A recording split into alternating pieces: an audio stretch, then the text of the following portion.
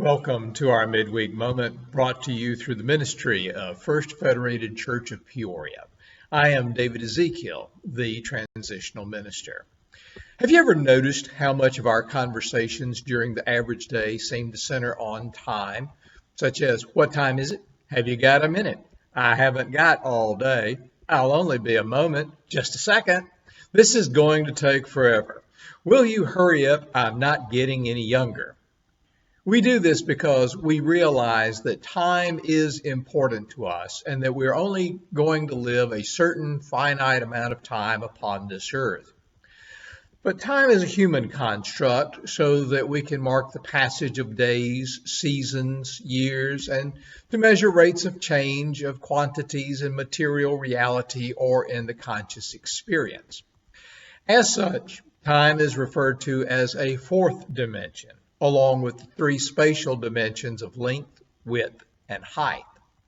As a concept, time is something that we cannot readily comprehend. Allow me to therefore give you a few examples of how human beings are physically located within the dimensions of time. And while you're contemplating these illustrations, you will become aware that the Lord and Creator of the universe is also greater than the immensity of time itself. The Bible, in Genesis chapter 1, starts off with the memorable line, "In the beginning, when God created the heavens and the earth." Note that the beginnings of this huge concept called time occurred a long time ago. Our universe is some 20 billion years old and continues to age.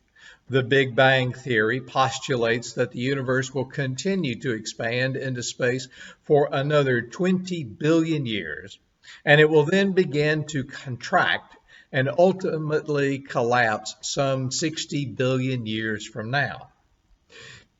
Even our neighborhood in space is quite old. The solar system is some 4.5 billion years old, and the Earth itself is around 2.5 billion years old.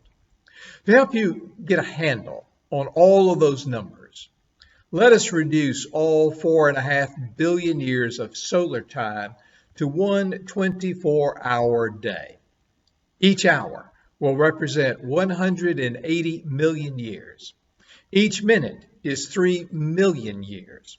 Each second is 50,000 years.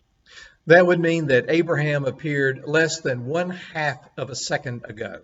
The resurrection occurred less than 1/25 of a second ago, and Columbus sailed the ocean blue only 1/100th of a second ago.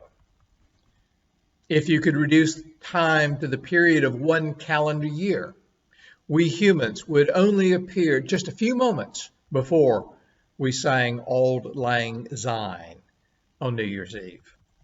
Or let's assume all of Earth time can be laid out end to end in the length of a mile. That would mean that the entire human history occupies only the last few inches. No wonder that the creation of humankind is regarded as God's greatest achievement. Just look at how long it took for the creator of the grand scheme of things to prepare the universe for us. Conditions were made just right for you and me to exist. Only an illimitable God can create something as illimitable as time itself.